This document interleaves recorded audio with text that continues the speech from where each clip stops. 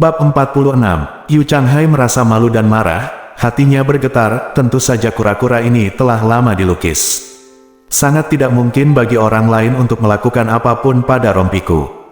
Pasti gadis itu menangis dan berteriak, memanfaatkan kepanikanku di dalam hal itu, pasti ada orang dewasa yang dihasut secara diam-diam.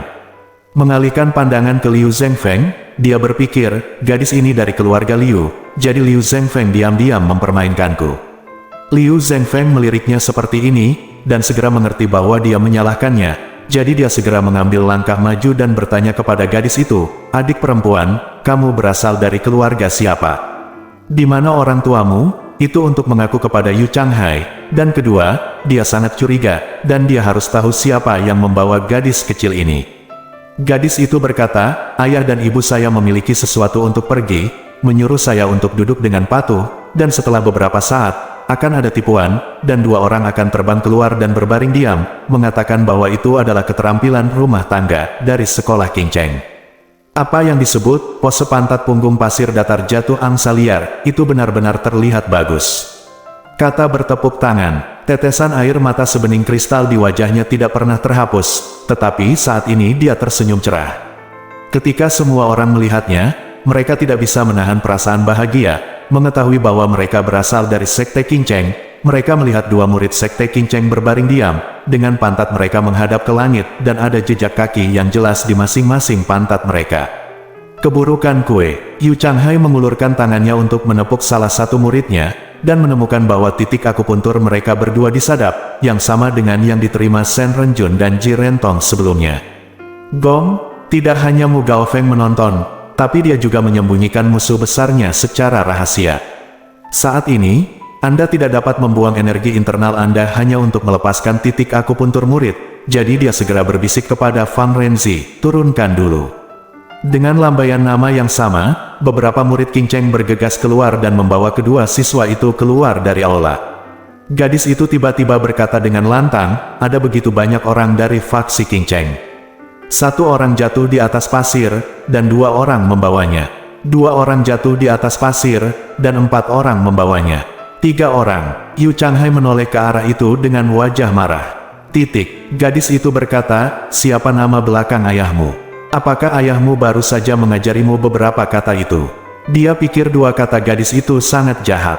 Jika dia tidak diajari oleh sebagai orang dewasa, dia tidak akan pernah bisa mengatakannya di usia yang begitu muda, dan berpikir, apa, keledai di balik pasir datar dan pose angsa jatuh, anak ini Ling Hu Chong mengarang omong kosong, kemungkinan besar faksi Huasan tidak marah karena Ling Hu Chong dibunuh oleh seorang pahlawan, jadi dia datang ke faksi King Cheng saya untuk mencarikan tempat bagi saya. Akupuntur sangat ahli dalam seni bela diri, mungkinkah Yue Bukun, kepala sekolah Huasan, apakah melakukan sesuatu dalam kegelapan? Berpikir bahwa Yue Bukun sedang berkomplot melawannya, tidak hanya orang ini sangat kuat, tetapi juga jika dia, aliansi sekolah pedang 5 gunung, bergandengan tangan hari ini, sekolah King Cheng akan menjadi terbunuh itu pasti gagal total. Memikirkan hal ini, ekspresinya berubah drastis. Gadis itu tidak menjawab pertanyaannya, tetapi tertawa dan berteriak, 21 dapat 2, 22 dapat 4, 23 dapat 6, 24 dapat 8, 25 dapat 10. Dia terus mengulang 99 kali hitung meja. Yu Changhai berkata, "Aku bertanya padamu." Suaranya sangat keras. Gadis itu mengatupkan mulutnya, mengeluarkan suara wow, dan menangis lagi, menyembunyikan wajahnya di pelukan guru Ding Yi dengan ringan menepuk rompinya, menghiburnya, "Jangan takut, jangan takut. Anak baik, jangan takut." Memutar kepalanya ke Yu Changhai, dia berkata, "Mengapa kamu begitu kejam terhadap menakut-nakuti anak itu?" Yu Changhai mendengus. "Aku berpikir dalam hati, Sekte Pedang Wu Yue telah bergabung dengan Sekte King Chengku hari ini, jadi kamu harus berhati-hati." Gadis itu menjulurkan kepalanya dari lengan Ding Yi dan berkata sambil tersenyum, "Guru, 2 jadi 4, Sekte King Cheng 2 orang mengangkat pantat mereka ke belakang dan meratakan pasir dan loyan, dan 4 orang mengangkatnya, 2 dan 3 mendapatkan 6, 3 orang mengangkat pantat mereka ke belakang dan meratakan pasir dan loyan, lalu 6 orang angkat, 2 tambah 4 jadi 8. Tidak melanjutkan, dan tertawa. Semua orang merasa bahwa gadis kecil itu menangis di setiap kesempatan, dan kemudian tertawa terbahak-bahak setelah menangis dan tertawa seperti ini. awalnya adalah karya seorang anak berusia 7 atau 8 tahun. Gadis kecil ini terlihat berusia 13 atau 14 tahun, tua, dan dia cukup tinggi. Terlebih lagi, setiap kalimat memfitnah Yu Changhai, jelas itu bukan kata-kata anak-anak yang tidak bersalah, tidak diragukan lagi, pasti ada seseorang yang dihasut secara diam-diam. Yu Changhai berkata dengan suara nyaring, seorang pria berperilaku jujur, setiap teman yang memiliki masalah dengan orang miskin dapat muncul, menyembunyikan kepalanya dan menunjukkan ekornya dengan cara yang licik, dan memerintahkan seorang anak untuk mengatakan kata-kata konyol, seperti apa pahlawan apakah dia. Meskipun dia bertubuh pendek, beberapa kata ini keluar dari dantiannya, hatinya penuh energi, dan telinganya berdengung. Mendengar ini, Kun Hao tidak bisa menahan rasa kagumnya, dan mengubah sikap menghina sebelumnya. Setelah dia selesai berbicara, ada keheningan di aula, dan tidak ada yang menjawab. Setelah beberapa saat, gadis itu tiba-tiba berkata, "Guru, pahlawan macam apa yang dia tanyakan? Apakah dia pahlawan dari sekolah King Cheng?" Tidak mau secara terang-terangan memfitnah seluruh sekte, dia menjawab dengan samar, "Sekte King Cheng, sekte memiliki banyak pahlawan di pendahulunya." Gadis itu bertanya lagi, "Bagaimana sekarang? Apakah masih ada lagi? Apakah masih ada pahlawan yang tersisa?" Ding Yi mengarahkan mulutnya ke Yu Changhai, dan berkata, "Tanyakan pada pemimpin faksi King Cheng ini." Petik 2. Gadis itu berkata, "Kepala sekolah King Cheng, Pendeta Tao, jika seseorang terluka parah dan tidak bisa bergerak, seseorang akan naik dan menggertaknya. Apakah menurutmu pria yang memanfaatkan bahaya orang lain itu adalah pahlawan?" Jantung Yu Changhai berdegup kencang. Berpikir, tentu saja, itu dari sekolah Huasan. Orang-orang yang mendengar Yilin menceritakan tentang pembunuhan Ling Hu Chong oleh Luo Renji di Aula Bunga sebelumnya semua tercengang, mungkinkah gadis kecil ini terkait dengan sekolah Huasan? Lao Denwo berpikir, gadis kecil ini mengucapkan kata-kata ini, jelas untuk mengeluh tentang kakak laki-lakinya. Siapa dia? Untuk menghindari kesedihan adik perempuannya, dia buru-buru tidak memberitahu kematian kakak laki-laki kepada sesama muridnya. Seluruh tubuh Yilin gemetar, merasa sangat berterima kasih kepada gadis kecil di hatinya. Dia ingin menanyai Yu Changhai untuk kalimat ini sejak lama, tetapi dia pada dasarnya lembut dan baik hati, dan dia selalu menghormati. Yu Changhai berkata bahwa dia selalu senior, jadi dia tidak bisa menanyakan kalimat ini. Saat ini, gadis kecil itu mengatakannya sendiri, kata-kata dalam hatiku membuat dadaku sakit, dan air mata pun berjatuhan. Yu Changhai bertanya dengan suara rendah, "Siapa yang mengajarimu untuk mengajukan pertanyaan ini?" Gadis itu berkata, "Ada Luo Renji di sekte King Cheng, dia adalah murid dari pendeta Tao. Bukan, dia pria yang baik lagi, dia terluka saat mencoba menyelamatkan orang lain. Luo Renji ini tidak pergi untuk menyelamatkannya, tetapi naik dan menikamnya dengan pedang. Apakah menurut Anda Luo Renji ini adalah pahlawan? Apakah ini ksatria sekolah King Cheng yang diajarkan oleh pendeta Tao dia? Taoisme." Meskipun beberapa kata ini berasal dari seorang gadis kecil, dia mengatakannya dengan tajam dan agresif. Bab 47. Yu Changhai tidak memiliki kata-kata untuk menjawab, dan berkata dengan tajam, "Siapa yang menyuruhmu untuk bertanya padaku? Apakah ayahmu dari sekte Huasan?" Gadis itu berbalik dan berkata kepada Ding Yi, "Nyonya-nyonya, dia tidak bisa menjawab. Ketika dia mengajukan pertanyaan kepada saya, dia menjadi marah karena malu, jadi dia mengancam saya dengan agresif. Apakah dia ingin memukul saya? Dia menakuti gadis kecil seperti ini. Apakah dia dianggap pria yang jujur? Apakah dia dianggap pahlawan?" Ding Yi menghela nafas dan berkata, "Aku tidak bisa mengatakan itu." Semakin banyak orang mendengarkan, semakin terkejut mereka. Sebagian besar dari apa yang dikatakan gadis kecil itu diajarkan oleh orang dewasa, tetapi beberapa pertanyaan barusan dengan jelas menangkap kata-kata Yu Changhai.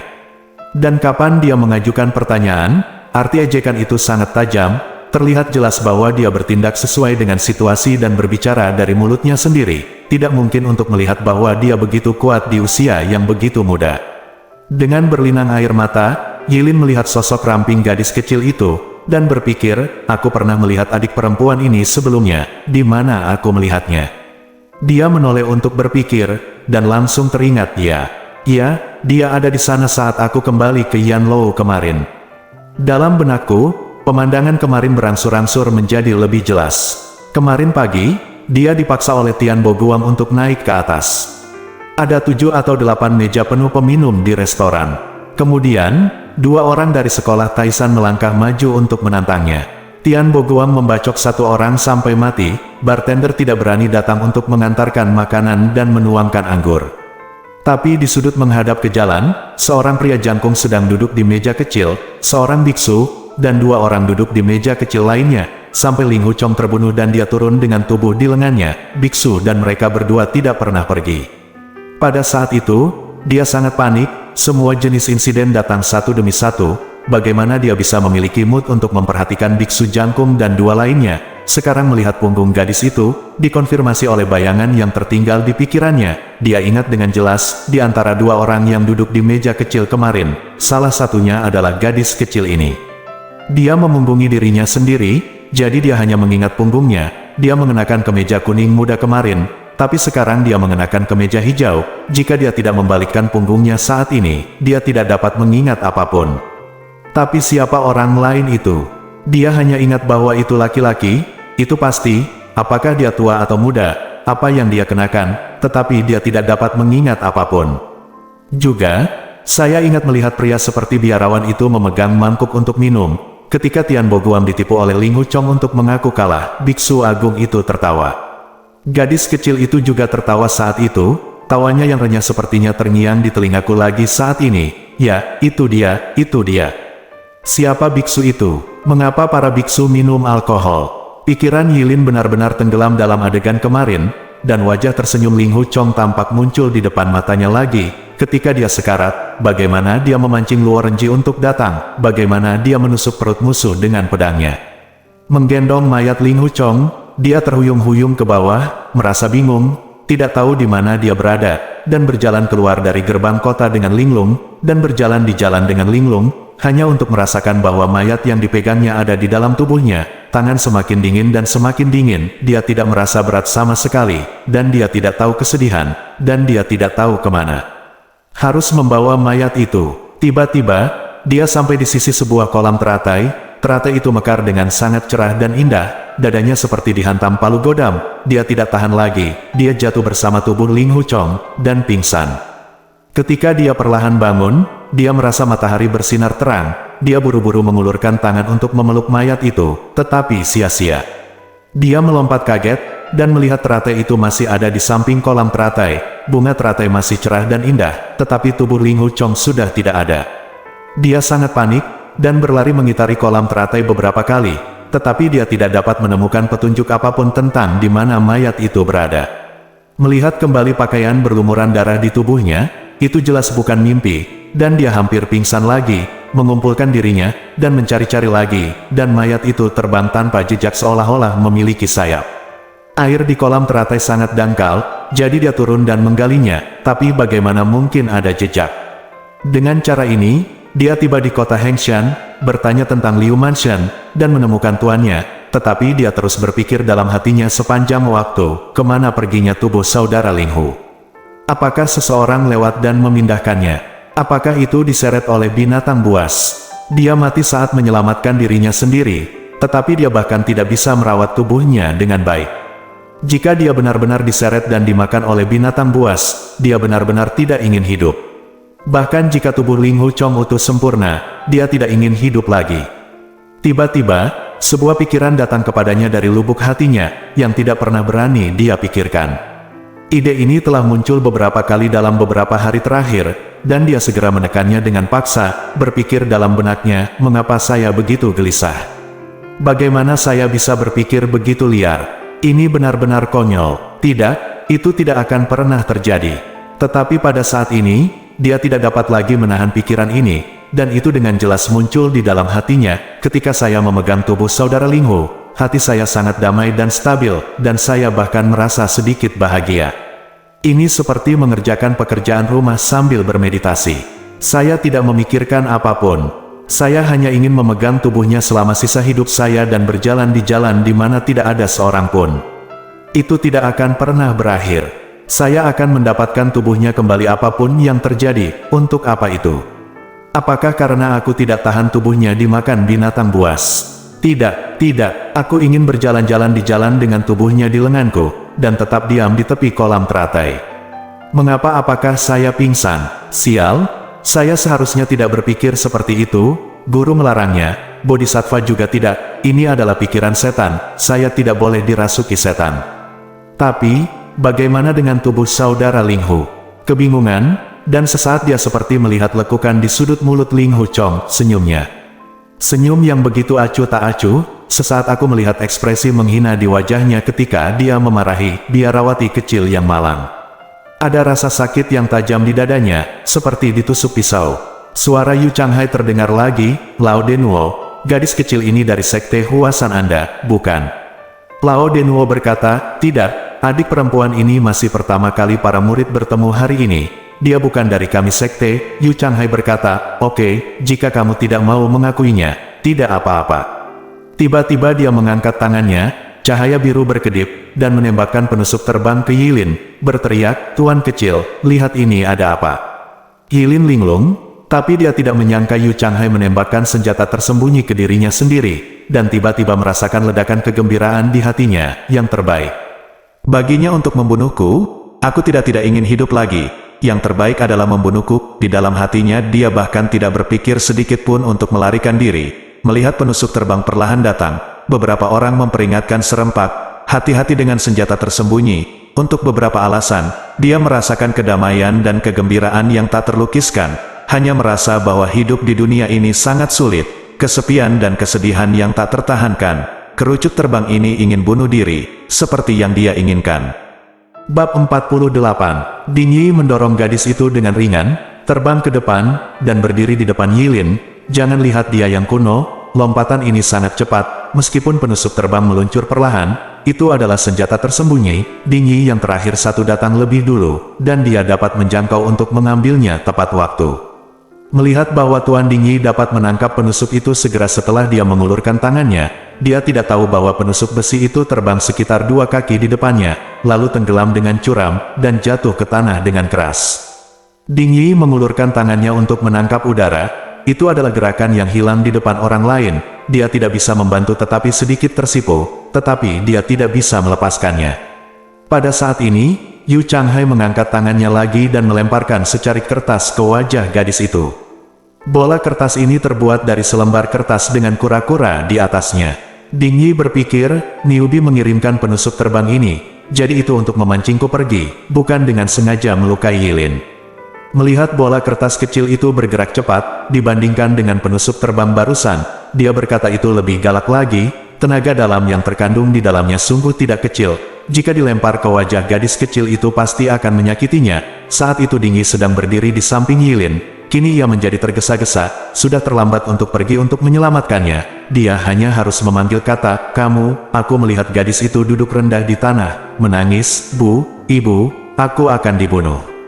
Dia menyusut dengan sangat cepat, menghindari bola kertas pada waktunya. Jelas dia memiliki seni bela diri, tetapi sangat salai. Semua orang menganggapnya lucu. Tetapi Yu Changhai juga merasa tidak nyaman untuk menekannya lebih jauh, dan dia penuh dengan keraguan, yang sulit dipecahkan. Melihat ekspresi memalukan Yu Changhai, Tuan Ding Yi diam-diam tertawa, berpikir bahwa keburukan yang dikirim oleh King Cheng benar-benar serius, dan dia tidak ingin melibatkannya lagi.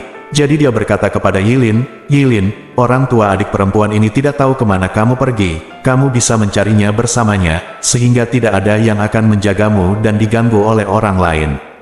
Yilin menjawab, ya. Dia berjalan mendekat dan meraih tangan gadis itu.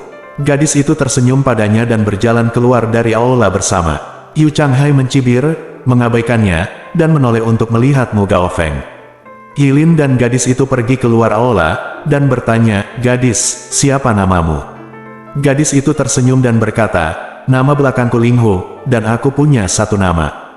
Jantung Yilin berdebar kencang, melompat, wajahnya menjadi gelap, dan dia berkata, aku akan bertanya dengan hati-hati, mengapa kamu bercanda? Gadis itu tertawa dan berkata, mengapa kamu bercanda? Mungkinkah hanya temanmu yang bernama Ling Hu Chong, dan aku tidak bisa? Yilin menghela napas, merasa sakit di hatinya, dia tidak bisa menahan air mata yang jatuh lagi, dan berkata, saudara Ling Hu ini telah menyelamatkan hidupku, dan akhirnya mati untukku. Aku tidak layak menjadi temannya. Baru saja, berkata sesampainya di sini, saya melihat dua orang dengan punggung bungkuk dengan tergesa-gesa melewati koridor di luar aula. Mereka adalah puncak unta Sai Beiming dan Lin Pingxi. Gadis itu terkikik dan berkata, sungguh kebetulan bahwa ada bungkuk tua yang jelek dan menakutkan dan bungkuk kecil. Yilin kesal ketika mendengar dia mengolok-olok orang lain, dan berkata, gadis, cari orang tuamu dengan sendiri, oke. Saya sakit kepala parah dan saya merasa tidak enak badan. Gadis itu tersenyum dan berkata, sakit kepala dan rasa tidak nyaman semuanya palsu. Tidak senang, saudari yang baik, tuanmu memintamu untuk menemaniku. Bagaimana bisa kamu tinggalkan aku sendiri? Jika aku diintimidasi oleh orang jahat, tuanmu pasti akan menyalahkanmu. Yilin berkata, kamu lebih mampu dariku jauh lebih banyak, dengan pikiran yang cerdas, bahkan sosok terkenal seperti Yu Guanzu jatuh di bawah tanganmu. Jika kamu tidak menggertak orang lain, mereka sudah berterima kasih, siapa yang berani menggertakmu? Gadis itu terkikik, memegang tangan Yilin, dia berkata, kamu menyakitiku, hidung banteng ini akan memukul saya sejak lama. Kakak, nama keluarga saya Ku, dan nama saya Feiyan. Kakek saya memanggil saya Fei Fei, Anda juga bisa memanggil saya Fei Fei. Yilin merasa lega, ketika mendengar nama aslinya, tetapi bertanya-tanya bagaimana caranya dia tahu dia sedang memikirkan Ling Huchong, jadi dia menggunakan namanya sebagai lelucon. Kemungkinan besar ketika saya sedang berbicara dengan tuan dan yang lainnya di aula bunga, gadis kecil yang aneh ini bersembunyi di luar jendela dan menguping, dan berkata, oke, nonaku, ayo cari orang tuamu, tebak di mana mereka. Ku Feiyan berkata, saya tahu di mana mereka. Jika Anda ingin menemukannya, Anda dapat menemukannya sendiri. Tetapi saya tidak akan pergi. Yilin bertanya-tanya, mengapa Anda tidak pergi sendiri?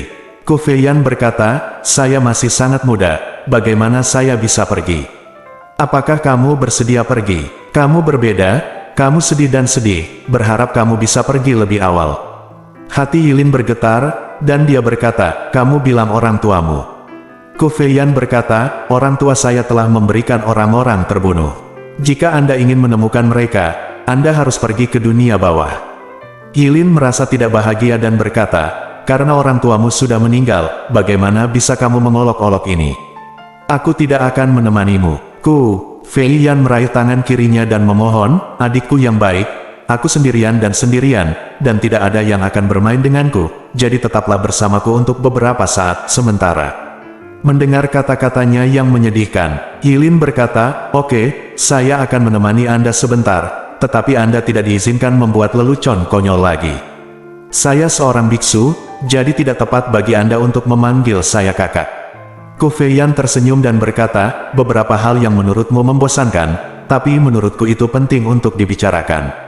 Ini karena semua orang berpikir berbeda.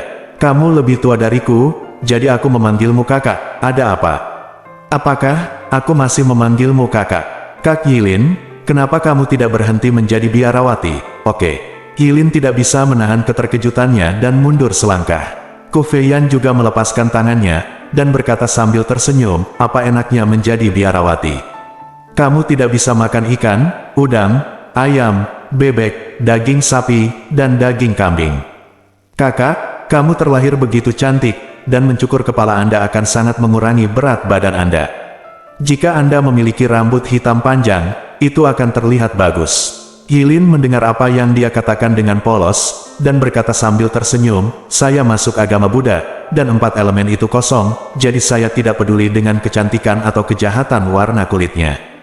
Ku Feiyan menoleh ke samping dan menatap wajah Yilin dengan hati-hati. Saat itu, hujan berhenti dan awan gelap menjauh, dan cahaya bulan redup miring turun dari awan, menyebarkan lapisan cahaya perak yang kabur di wajahnya, membuatnya semakin cantik. Ku Feiyan menghela nafas, dan diam-diam berkata, kakak, kamu sangat cantik, tidak heran orang-orang sangat merindukanmu. Yilin tersipu dan berkata dengan marah, apa yang kamu bicarakan? Kamu bercanda, aku harus pergi. Ku Feiyan tersenyum dan berkata, oke, saya tidak akan bicara lagi. Saudari, Anda memberi saya beberapa dupa surgawi, saya akan menyelamatkan seseorang. Yilin bertanya-tanya, siapa yang akan Anda selamatkan? Ku Feiyan tersenyum berkata, orang ini sangat penting, saya tidak bisa memberitahu Anda sekarang.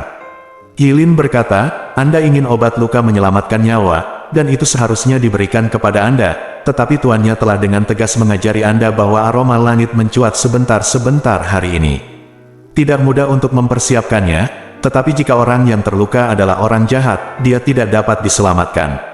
Ku Feiyan berkata, Kakak, jika seseorang kasar dan memarahi tuanmu dan sekte Hengshanmu dengan kata-kata kasar, apakah orang ini orang baik atau orang jahat? Yilin berkata, orang ini memarahi tuanku dan sekte Hengshanku, dari saja dia orang jahat, bagaimana dia bisa baik-baik saja? Ku Feiyan tersenyum dan berkata, ini luar biasa. Ada seseorang yang terus mengatakan bahwa bertemu seorang biarawati adalah nasib buruk, dan setiap taruhan pasti kalah. Jika seperti itu orang jahat besar terluka. Yilin tidak menunggunya selesai, ekspresinya berubah, dia berbalik dan pergi.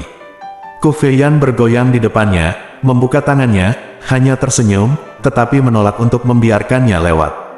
Bab 49, Yilin tiba-tiba berpikir, ketika saya kembali ke Yanlou kemarin, dia sedang duduk dengan pria lain. Sampai saudara Linghu meninggal secara tak terduga, saya berlari ke restoran dengan tubuhnya di lengan saya. Sepertinya dia masih di sana. Setelah itu semua ini, dia sudah melakukannya, Anda bisa melihatnya, dan Anda tidak perlu menguping kata-kata saya. Apakah dia akan mengikuti saya sepanjang waktu? Dia ingin menanyakan sesuatu padanya, tetapi wajahnya memerah dan dia tidak bisa berbicara. Ku Feiyan berkata, Saudari, saya tahu Anda ingin bertanya kepada saya, di mana jenazah saudara Linghu. Saya sangat berterima kasih. Ku Feiyan berkata, saya tidak tahu, tetapi ada satu orang yang tahu. Orang ini terluka parah dan hidupnya dalam bahaya. Jika saudara perempuan saya dapat menyelamatkan hidupnya dengan lem intermittent Tianxian, dia akan melakukannya. Saya dapat memberitahu Anda di mana tubuh saudara Linghu. Yilin berkata, Anda benar-benar tidak tahu. Ku Feiyan berkata, jika saya, Ku Feiyan, mencari tahu di mana mayat Linghu Chong, suruh saya mati di Yuchanghai besok. Di tangannya, biarkan dia menembus 17 atau 18 lubang di tubuhnya dengan pedang panjang. Yilin buru-buru berkata, saya percaya, tidak perlu bersumpah. Siapa orang itu? Ku Feiyan berkata, di mana? Ini orang diselamatkan. Kamu, tempat yang akan kita tuju bukanlah tempat yang baik.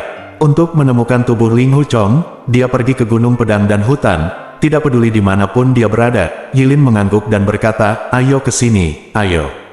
Keduanya berjalan ke gerbang, dan melihat di luar sedang hujan, dan ada lusinan payung kertas minyak di samping gerbang. Yilin dan Ku Feiyan masing-masing mengambil satu dan pergi ke sudut timur laut. Saat itu sudah larut malam, dan hanya ada sedikit pejalan kaki di jalan. Ketika keduanya lewat, satu atau dua anjing mulai menggonggong di gang yang dalam. Melihat Ku Feiyan berjalan jauh ke gang sempit dan terpencil, Yilin hanya peduli di mana tubuh Linghu Chong berada, dan mengabaikan kemana dia menuntunnya. Setelah berjalan beberapa saat, Ku Feiyan berjalan ke gang sempit, dan sebuah lentera merah kecil diletakkan di kepala sebuah rumah di sebelah kiri. Ku Feiyan berjalan mendekat dan mengetuk pintu 3 kali. Seseorang keluar dari halaman, membuka pintu dan menjulurkan kepalanya keluar. Ku Feiyan membisikkan beberapa kata di telinga pria itu, dan memasukkan benda lain ke tangannya. Pria itu berkata, ya, Nona, silakan. Masuk. Ku Feiyan berbalik dan melambai. Yilin mengikutinya ke pintu. Pria itu menunjukkan ekspresi keheranan di wajahnya. Dia bergegas memimpin jalan, melewati halaman, membuka tirai pintu sayap timur, dan berkata, Nona, Tuan, silakan duduk di sini. Ketika tirai pintu terbuka, ada bau aroma riasan. Setelah Yilin masuk, dia melihat sebuah tempat tidur besar di kamar yang ditutupi dengan selimut dan bantal brokat bersulam. Sulaman Hunan terkenal di seluruh dunia. Di atas selimut brokat merah besar ada sepasang bebek Mandarin yang bermain di air, warnanya cerah dan hidup.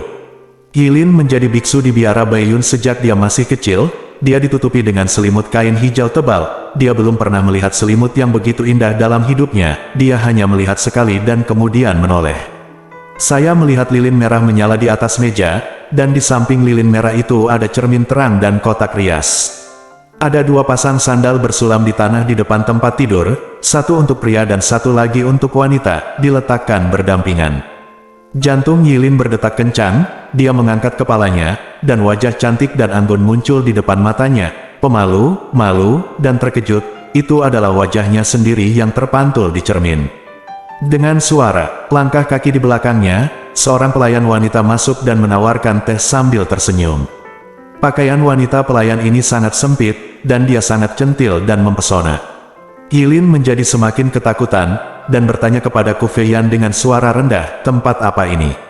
Ku Feiyan tersenyum, membungkuk dan membisikkan sesuatu ke telinga pelayan wanita itu, dan pelayan wanita itu menjawab ya. Dia menggeliat tangannya, dia mengerutkan bibirnya, tersenyum, dan berjalan keluar dengan malu-malu. Yilin berpikir dalam hati, wanita ini mengudara, dia pasti bukan orang baik. Kemudian dia bertanya kepada Ku Feiyan, mengapa kamu membawaku ke sini? Tempat apa ini? Ku Feiyan tersenyum dan berkata, tempat ini sangat terkenal di kota Hengshan. Ini disebut pengadilan Kunyu. Yilin bertanya lagi, pengadilan Kunyu apa? Ku Feiyan berkata, pengadilan Kunyu adalah rumah bordil terbesar di kota Hengshan. Ketika Yilin mendengar kata bordil, jantungnya berdetak kencang dan dia hampir pingsan.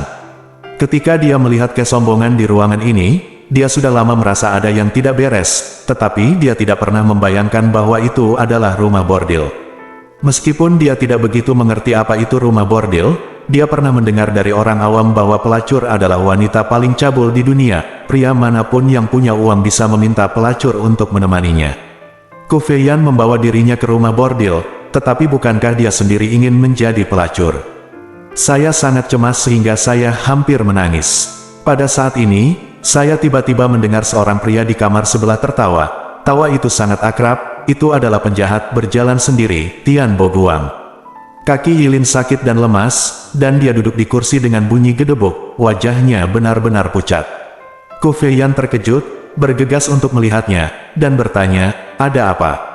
Yilin berkata dengan suara rendah, ini Tian Boguang. Ku Feiyan tertawa, dan berkata, ya, saya mengenali dia juga. Tawanya, dia adalah murid baikmu Tian Boguang. Tian Boguang berkata dengan keras di kamar sebelah, siapa yang menyebut namaku? Ku Feiyan berkata, hei, Tian Boguang, tuanmu ada di sini, cepat datang kau tahu. Tian Boguang berkata dengan marah, tuan apa? Gadis kecil saya berbicara omong kosong, saya akan merobek mulut bau Anda berkeping-keping. Ku Feiyan berkata, Anda berada di restoran Huiyan di Hengshan, bukankah Anda memujani? Yilin dari sekte Hengshan sebagai gurumu, dia ada di sini, kemarilah. Tian Boguang berkata, bagaimana dia bisa berada di tempat seperti itu? Hei, kamu, bagaimana kamu tahu? Siapa kamu? Aku akan membunuhmu. Ada sedikit kepanikan dalam suaranya. Ku Feiyan tersenyum dan berkata, kamu datang dan bersujud kepada tuannya sebelum kamu berbicara. Yilin buru-buru berkata, tidak, jangan minta dia untuk datang. Tian Boguang berseru, diikuti dengan jepretan. Jelas melompat dari tempat tidur ke tanah. Suara seorang wanita berkata, tuan, apa yang kamu lakukan?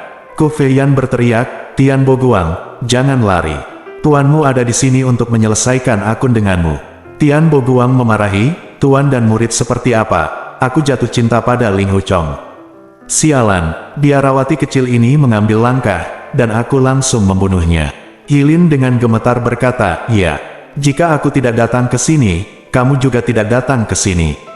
Ku Feiyan berkata, Tian Boguang, kamu dianggap satu di Jianghu. Orang nomor satu, kenapa apa yang kamu katakan tidak masuk hitungan? Kamu tidak menerima hutangmu setelah memberi penghormatan kepada tuanmu. Ayo cepat dan bersujud kepada tuanmu. Tian Boguang mendengus dan tidak menjawab. Bab 50. Yilin berkata, saya tidak ingin dia bersujud, dan saya tidak ingin melihatnya, dia bukan murid saya. Tian Boguang buru-buru berkata, ya, tuan kecil ini tidak mau lihat aku sama sekali. Ku Feiyan berkata, oke, ini salahmu. Izinkan saya memberitahu Anda, ketika kami baru saja datang, dua pencuri mengikuti kami dengan diam-diam. Anda harus segera pergi dan singkirkan mereka.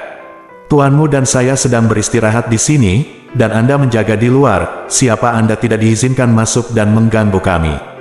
Setelah Anda melakukan ini dengan baik, saya tidak akan pernah menyebutkan masalah Anda menyembah tuan kecil sekolah Hengshan sebagai guru Anda. Jika tidak, saya akan menyebarkannya ke semua orang di dunia. Tian Boguang tiba-tiba mengangkat suaranya. Dia berteriak, pencuri kecil, kamu sangat berani. Hanya ada ledakan di kaca jendela, 2 dentang di atap, dan 2 senjata jatuh di atas ubin. Kemudian seseorang berteriak dan mendengar langkah kaki, dan 1 orang melarikan diri dengan cepat. Kaca jendela terbanting lagi, Tian Boguang telah melompat kembali ke dalam ruangan, dan berkata, "Saya membunuh 1, itu adalah pencuri dari faksi King Cheng, dan yang lainnya melarikan diri." Ku Feiyan berkata, "Kamu benar-benar tidak berguna, bagaimana bisa kamu membiarkannya pergi?" "Dia melarikan diri." Tian Boguang berkata, "Aku tidak bisa membunuh orang itu seorang biarawati dari Sekte Hengshan." Ku Feiyan tersenyum dan berkata, "Jadi itu pamanmu, jadi tentu saja aku tidak bisa membunuhnya." Yilin terkejut, dia berbisik, "Ini kakak perempuanku. Bagaimana dengan itu?" Tian Boguang bertanya, "Gadis kecil, siapa kamu?" Ku Feiyan tersenyum dan berkata, "Kamu tidak perlu untuk bertanya. Jika Anda tetap diam, tuanmu tidak akan pernah datang untuk menyelesaikan akun dengan Anda." "Benar saja." Tian Boguang tidak bersuara. Yilin berkata, "Nonaku, ayo pergi." Ku Feiyan berkata, "Saya belum melihat orang yang terluka. Apakah Anda tidak memiliki sesuatu untuk dikatakan kepadanya? Jika Anda takut guru akan tersinggung, segera kembali, tapi itu tidak masalah." Yilin bergumam, "Ngomong-ngomong, dia sudah ada di sini, mari kita lihat orang itu." Ku Feiyan tersenyum, berjalan ke tempat tidur, mengulurkan tangannya dan mendorong dinding timur, dan sebuah pintu terbuka sedikit, ternyata ada pintu rahasia di dinding. Ku Feiyan melambai dan masuk. Yilin merasa rumah bordil ini lebih rahasia, tetapi untungnya Tian Boguang ada di kamar barat, dan dia pikir akan lebih baik untuk menjauh darinya sejauh mungkin, jadi dia dengan berani menindaklanjuti.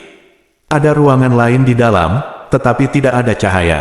Dari cahaya lilin yang masuk melalui pintu rahasia, saya dapat melihat bahwa ruangan ini sangat kecil, dan juga ada tempat tidur. Tirai diturunkan, dan sepertinya seseorang sedang tidur. Yilin berjalan ke pintu dan tidak berani masuk lagi. Ku Feiyan berkata, "Kakak, gunakan lem intermiten Tianxiang untuk menyembuhkan lukanya."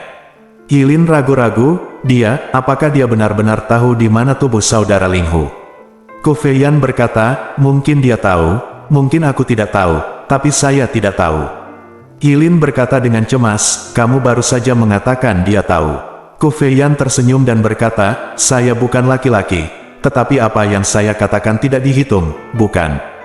Jika Anda ingin mencoba, Anda mungkin juga menyembuhkan lukanya. Jika tidak, Anda dapat berbalik dan segera pergi, dan tidak ada yang akan menghentikan Anda." Yilin berpikir dalam hati, bagaimanapun, jika Anda ingin menemukan tubuh, bahkan jika hanya ada kesempatan saya tidak bisa melepaskannya. Dia berkata, "Oke, saya akan menyembuhkan lukanya." Kembali ke ruang luar untuk mengambil kandil, berjalan ke tempat tidur di kamar, dan angkat tirai, hanya untuk melihat seseorang berbaring telentang dengan wajah tertutup sepotong sapu tangan brokat hijau. Setiap nafas, sapu tangan brokat akan sedikit bergetar. Yilin tidak bisa melihat wajahnya, dia merasa lega, dia menoleh dan bertanya, di mana dia terluka. Ku Feiyan berkata, "Ada di dada, lukanya dalam, hampir melukai hati." Yilin dengan lembut mengangkat selimut tipis yang menutupi tubuh pria itu, dan melihat pria itu bertelanjang dada. Itu adalah pria dengan luka besar di tengah dadanya, pendarahannya telah berhenti, tetapi lukanya dalam dan sangat berbahaya. Yilin menyatukan dirinya, dan berpikir, pokoknya, aku harus menyelamatkan hidupnya. Menyerahkan kandil kepada Ku Feiyan, dia mengeluarkan kotak kayu berisi lem intermiten Tianxiang dari dadanya, membuka tutup kotak, meletakkannya di samping tempat tidur meja, mengulurkan tangan dan menekan ringan di sekitar luka pria itu. Ku Feiyan berkata dengan suara rendah, "Titik akupuntur untuk hemostasis telah dilewati sebelumnya, jika tidak, bagaimana kita bisa bertahan kali ini?" Yilin mengangguk, dan menemukan bahwa titik akupuntur di sekitar luka pria itu ditutup sebelum waktunya, dan titik akupuntur disadap dengan sangat cerdik, yang jauh di luar kemampuannya, jadi dia perlahan mengeluarkan kapas yang dimasukkan ke lukanya, dan begitu kapas itu dikeluarkan, darah menyembur keluar. Yilin telah belajar bagaimana menyelamatkan orang yang terluka di sekolah gurunya, menekan luka dengan tangan kirinya, dia mengoleskan lem Tianxiang intermiten ke luka dengan tangan kanannya, lalu memasukkan kapas ke dalamnya. Lem intermiten Tianxiang adalah obat suci dari Sekte Hengshan untuk menyembuhkan luka. Setelah dioleskan pada luka, pendarahan akan berhenti setelah beberapa saat. Yilin mendengar bahwa pria itu sesak napas dan bertanya-tanya apakah dia akan selamat, jadi dia tidak bisa menahan diri untuk tidak berkata, "Pahlawan, ada yang ingin saya tanyakan, dan saya harap pahlawan itu akan memberi saya nasihat." Tiba-tiba, Ku Feiyan miring ke satu sisi, dan kandil miring, lilin langsung padam, dan ruangan menjadi gelap gulita. Ku Feiyan berteriak, "Ahyo," dan berkata, "Lilinnya padam." Yilin tidak bisa melihat jari-jarinya, dia panik, dia berpikir, tempat ini, bagaimana seorang biksu bisa datang ke sini? Saya akan bertanya di mana tubuh saudara Lingho, dan saya harus segera pergi. Dia bertanya dengan suara gemetar, "Pahlawan ini, apakah kamu merasa lebih baik sekarang?" Pria itu mendengus, tetapi tidak menjawab. Ku Feiyan berkata, "Dia demam, sentuh dahinya, sangat panas." Sebelum Yilin bisa menjawab, Ku Feiyan meraih tangan kanannya dan menempelkannya di dahi pria itu. Sapu tangan brokat yang awalnya menutupi wajahnya telah dilepas oleh Ku Feiyan. Yilin merasa sentuhan itu seperti bara api. Dia tidak bisa menahan perasaan kasihan padanya, dan berkata, "Saya masih memiliki obat dalam untuk luka, saya harus memberikannya padanya." "Nonaku, tolong nyalakan lilinnya." Ku Feiyan berkata, "Oke, tunggu di sini. Saya akan mencari api untuk menyalakan lilin." Pergi, dan buru-buru menahannya. Dia melambaikan lengan bajunya dan berkata, "Tidak, tidak, jangan pergi, tinggalkan aku sendiri di sini, apa yang harus aku lakukan?" Ku Feiyan tertawa dengan suara rendah, dan berkata, "Ambil mengeluarkan obat luka yang Anda minum secara internal." Lin mengeluarkan botol porselen dari dadanya, membuka tutup botolnya, menuangkan 3 pil, memegangnya di telapak tangannya, dan berkata, "Obat luka telah dikeluarkan. Berikan padanya." Ku Feiyan berkata, "Jangan minum obat dalam kegelapan." Obat lukanya hilang, dan nyawa manusia dipertaruhkan. Ini bukan untuk bersenang-senang. "Kakak, kamu tidak berani tinggal di sini, maka aku akan tinggal di sini, dan kamu keluar untuk menyalakan api." Yilin mendengar bahwa dia akan berlarian di rumah bordil sendirian, dan terlebih lagi tidak berani, buru-buru berkata, "Tidak, tidak, aku tidak akan pergi." Ku Feiyan berkata, "Kirim sang Buddha ke barat, selamatkan orang sampai akhir. Anda menaruh obat luka di mulutnya, beri dia beberapa teguk teh, mengapa tidak?" Dalam kegelapan, dia tidak bisa melihat siapa Anda, jadi apa yang kamu takutkan ini? Ini cangkir teh, hati-hati jangan sampai terbalik. Yilin perlahan mengulurkan tangannya, mengambil cangkir teh, ragu-ragu. Setelah beberapa saat, saya berpikir, guru selalu berkata, jika seorang biksu didasarkan pada welas asih, menyelamatkan nyawa seseorang lebih baik daripada membangun pagoda 7 tingkat. Bahkan jika orang ini tidak tahu di mana tubuh saudara Lingho, karena nyawanya sudah dekat, saya akan menyelamatkannya. Jadi dia perlahan-lahan mengulurkan tangan kanannya punggung tangannya pertama kali menyentuh dahi pria itu, membalikkan telapak tangannya, dan memasukkan 3 pil Baiyun Xiongdan yang diminum untuk penyembuhan luka ke dalam mulut pria itu. Pria itu membuka mulutnya, menyesap beberapa saat. Yilin membawa cangkir teh ke mulutnya, dan sepertinya mengucapkan, "Terima kasih," dengan samar. Bersambung.